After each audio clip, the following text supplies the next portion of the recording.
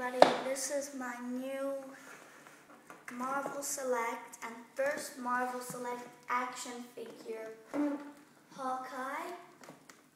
I've yesterday reviewed Iron Man Fusion Armor Mark 7, and now I'm gonna open this.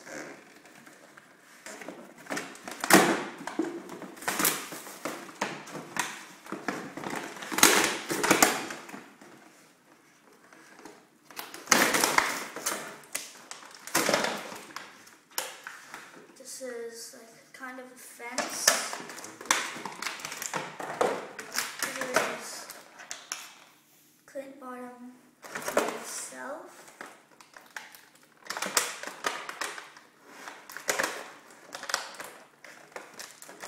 It looks quite detailed, close to Hot Toys, but it's not.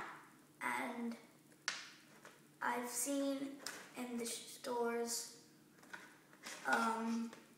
Iron Man with his mask off, and the Red Skull from Captain America, the first Avenger,